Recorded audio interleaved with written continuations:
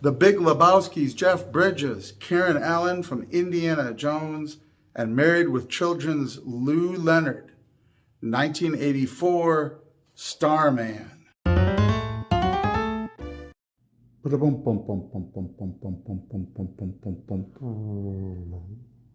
SETI, the search for extraterrestrial. It's just such a... Starman 1984 begins with a Voyager probe going into space carrying one of the famous or infamous gold records. The gold records had encoded on it greetings in multiple human languages. Mathematically encoded were images of our planet and even charts on how to locate our star system from any place nearby enough to be able to compute it from registering the stars based on type that are in our galaxy. In this version of the story, the aliens answer. An extraterrestrial species from a place unknown, a world not named, a star not named, sends a man who's never named, a entity, to Earth in a space vehicle. This is 1984, and it is also the human race. So despite having issued this controversial, even at the time, invitation, giving all this information out there, with the arrival of an extraterrestrial craft, we do what we do. We launch military vehicles to fire on it, and missiles disable it, or at least damage it enough to throw it off course and bring it down. The extraterrestrial crashes near a cabin on a lake at a scenic spot where Karen Allen's character is living, drinking too much wine and mourning the relatively recent decease of her husband and her true love, who happens to look like the Big Lebowski when he was young. After she passes out in bed, the extraterrestrial creature makes its way into her house. We never see the alien entity, not as it exists in its natural extraterrestrial state, but we see, as if through a scanner darkly through its eyes, a blurry environment around it as it makes its way around, surveying the property, the home, and finally the interior of the house, finding pictures and images of the deceased husband and true love. He also finds a lock of hair containing DNA and zooming in on it, and we are allowed to zoom with him in the camera. Zooming in on it, he grows essentially a cloned copy of the body.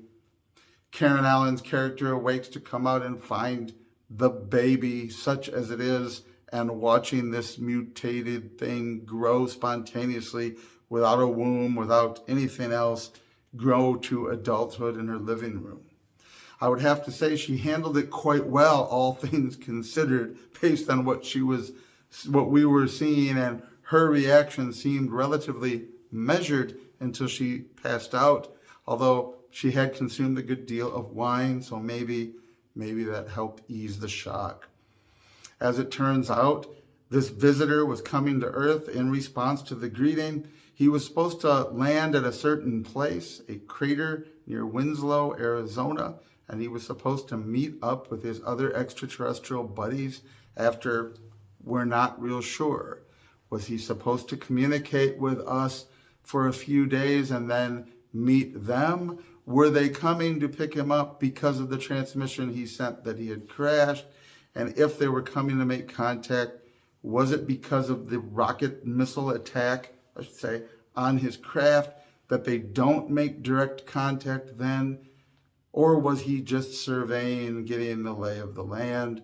Probably the latter, though we don't get any real explicit details on that. But he is essentially a probe. He essentially is reconnaissance. He arrives on the planet in response to our invitation to get the lay of the land, and that is apparently what he was intended to do, because it's kind of what he does. He sort of clumsily fumbles along, adapting very quickly to learn some of our languages, some of our skills. He learns how to drive by watching it be done, including punching the gas to run through yellow lights, which becomes a problem later. Be careful what you set as an example for the extraterrestrials that you are guiding across the planet Earth. The real thrust of the story, well, Finally, they arrive at Winslow, Arizona, which I couldn't wait to see them standing on a corner, but that's a whole other issue from the song. They arrive at the crater. The military catches up with them. Of course, again, human nature and the Cold War in 1984 being they can't wait to capture the aliens, strap him down with leather straps, and do all manner of, pardon the expression, inhuman experiments on him. But with the help of a sympathetic SETI representative and with Karen Allen by his side, he makes his way to the crater as military helicopters open fire with machine guns, with rocket attacks, and of course the giant alien ship that looks shockingly like a planet or like Saturn arrives, a sphere with rings about it, and takes him away, not before he has told Karen Allen that she is pregnant with his child. Which brings us from the synopsis to the overview. There's something oddly not very inspired about the basic storyline of Starman. It is sort of almost cliche by our time, relatively cliche at the time that it was made.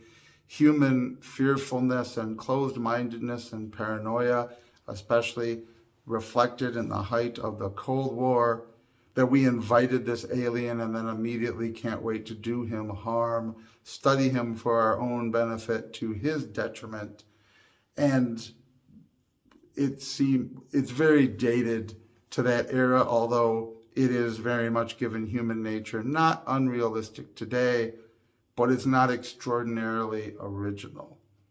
And despite some of the chase sequences, there's a bad car accident, there's the military opening fire at the end, it isn't particularly an action movie either.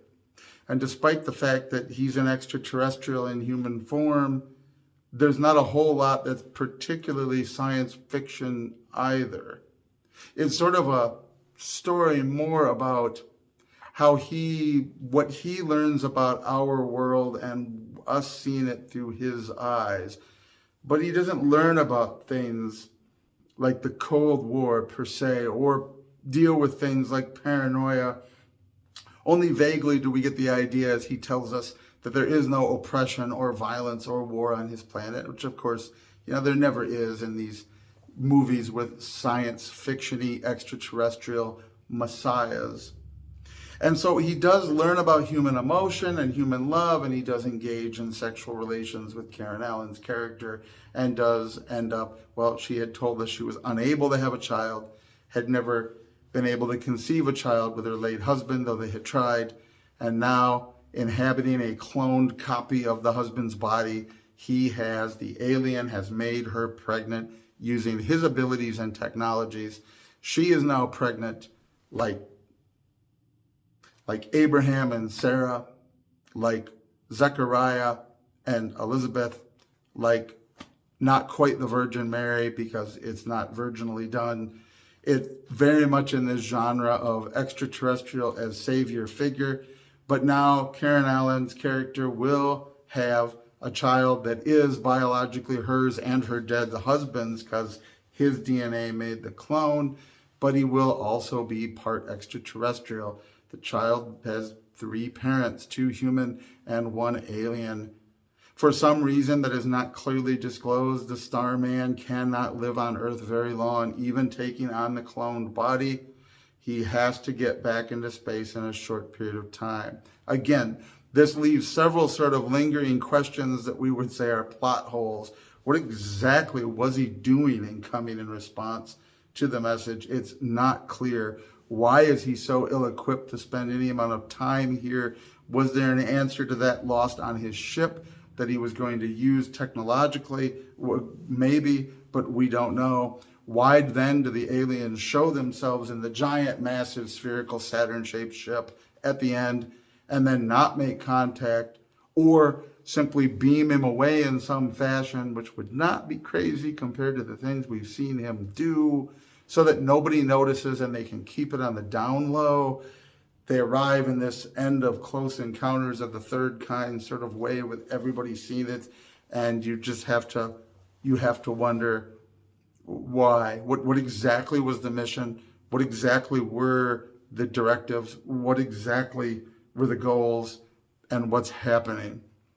We don't get an answer to any of that. We are left with, again, almost a theological story of an extraterrestrial Messiah having been conceived by the Starman, who by virtue of being a virtuous being from the stars that's better than us and lives in a world without oppression or war, but cannot live long on the surface of the earth because it is not native to him. Metaphorically, I would say there's a lot there, but we don't get enough details to really say that it is extraordinarily philosophical or cerebral, and we don't get enough action for it to be an action movie. We don't get enough alien stuff to say it's an extraterrestrial sci-fi movie. And we get this whole emotional journey healing thing, but it's also not primarily about that. Not in the fashion of like Cocoon, which is a movie about growing older and dealing with it and how you deal with it, disguised as sci-fi because there's some aliens in it. It's not really about Karen Allen's grief or coming to grips with the loss of her husband or the future. That's part of it, but it's not really about that either. In fact, there's not enough of anything that you could say in the hodgepodge of everything that is in the movie Starman. There's nothing that stands out to say that is what the movie is about. Now it's not to say that it's bad. It was certainly an entertaining journey. It was kind of fun to watch. I can see why it was popular, especially in an era where that sci-fi genre was becoming big and popular and people were pondering it. And it did play into an optimistic and twist on the old Cold War paranoia that was still very much a part of our lives at that time. The two things I thought were really outstanding, well, I should say several. First, Karen Allen is underestimated, or maybe I just didn't watch enough stuff that she was in, but it never felt like she was in enough stuff. I remembered her from the Indiana Jones movie. She was in a bunch of other things that I looked up on IMDb. She does a really amazing job acting in this movie, and you get that feeling that she was an underappreciated actress, and I'm not sure why. Hollywood has a tendency to venerate women that are of a certain type or a certain look, but it's not that Karen Allen she's not a swimsuit model person, but she's certainly not an unattractive woman. We saw her be the love interest in Indiana Jones, and she's certainly attractive in this, and she can act. So I don't know if there's just too many people that can act in Hollywood. That not true anymore, but maybe was true at the time, and she couldn't get enough roles. But I really appreciate her, and I liked seeing her in this movie. The other big standout is Jeff Bridges. I referenced The Big Lebowski, one of my favorite movies of all time. But Jeff Bridges is a very good actor. I mean, he can be The Big Lebowski. He can be Starman, and he really nails this role.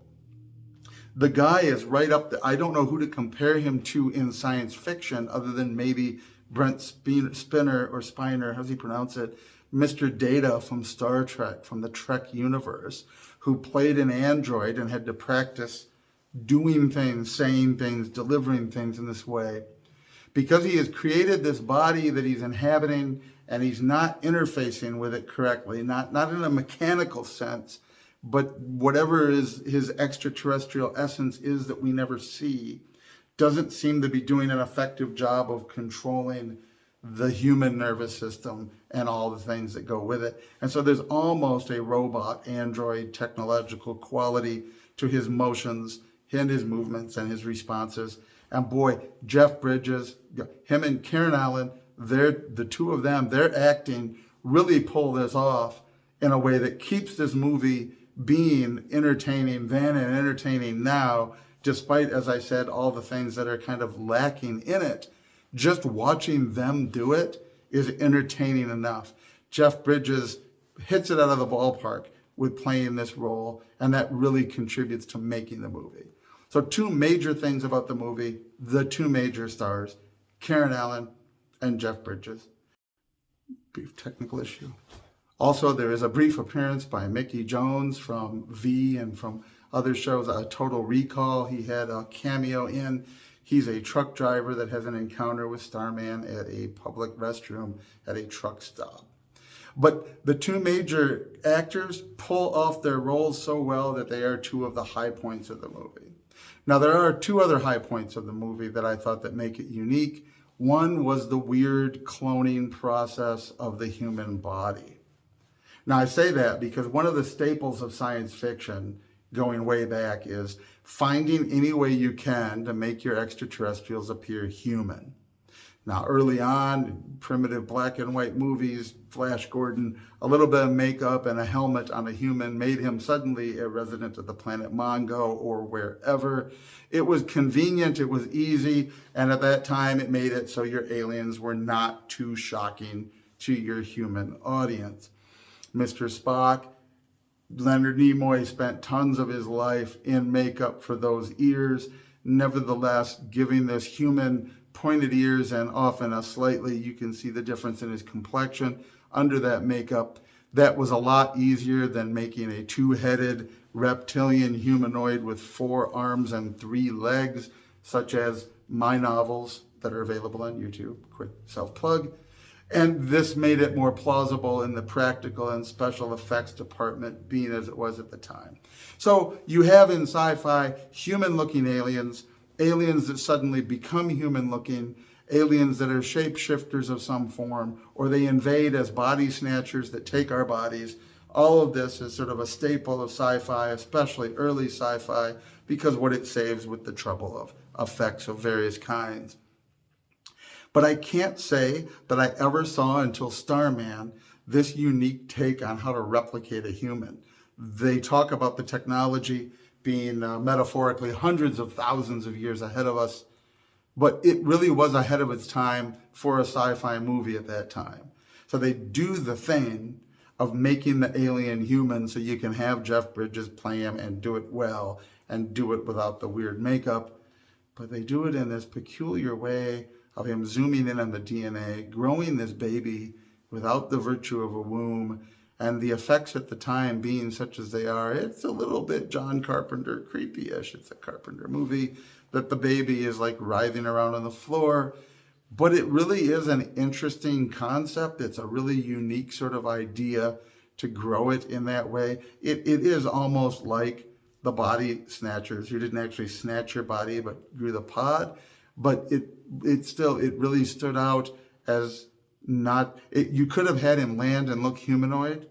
You could have had him be a lizard covered in latex like V did much later. You could have, there's any number of things you could have done. And I thought not only was him growing a body a unique thing, but the way they visually presented the technology of how he grew the body was very fascinating. I thought it was neat. The other impressive thing is the extraterrestrial's technology with his collection of little spheres, his marble collection or his ball collection. We see them early on that he has this handful of these little spherical devices. Now, this is sort of your basic God in the machine, Deus ex machina, that you will use this technology to do a variety of things. It does incredible stuff, different stuff, and it conveniently does whatever you need it to do at the time. That kind of makes it sort of like, oh, okay, well, you know, inventing the transporter so you can beam people up and down without having to practical and visual effects, film all those shuttles taking off and landing or leaving or entering the ship on Star Trek, for example. So we have these, again, a staple of science fiction, that we have these technologies that are miraculous and are just there to be useful. So one of them is a force field, apparently, that allows him to walk out of a burning car having erupted in this crash with a fuel tanker and all this fire. It's able to apparently hit a tree with something like lightning or a laser beam when necessary.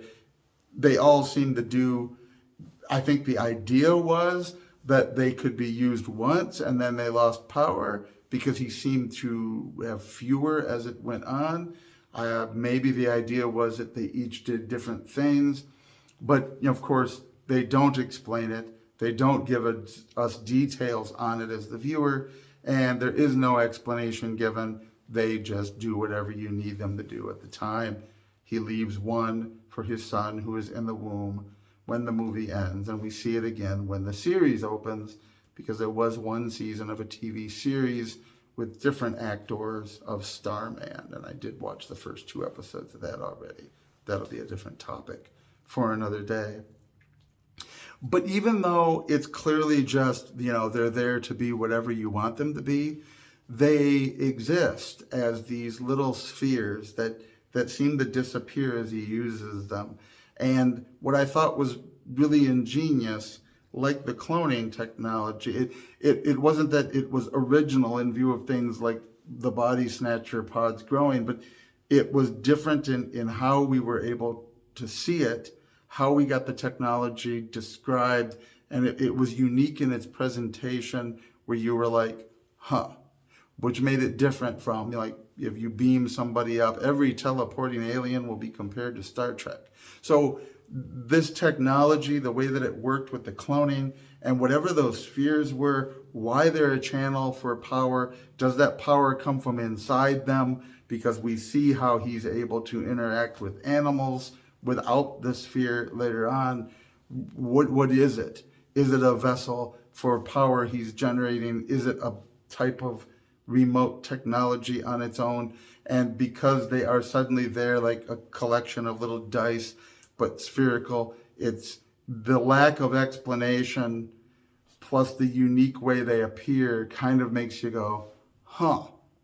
That it manages to be at the same time the God and the machine staple, especially of science fiction in this way, and yet it feels unique in the way that it's presented. And that sort of, I guess, would be the best summary of the whole movie.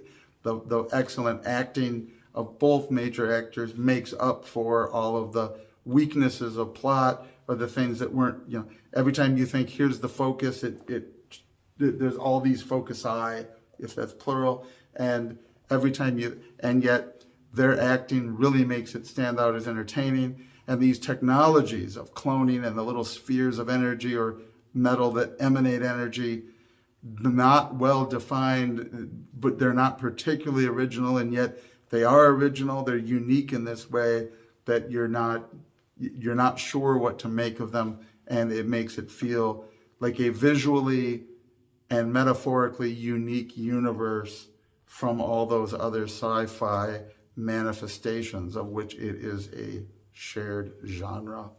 Anyway, I really enjoyed it overall, again, for the things that were positive about it. I have started the series. I'll do something about that later. I'll do something about that later. But Starman, the movie, definitely worth watching, definitely worth seeing, definitely worth enjoying. It was good stuff. Peace and long life. Leave me any comments below, and we'll see you next time. Thank you.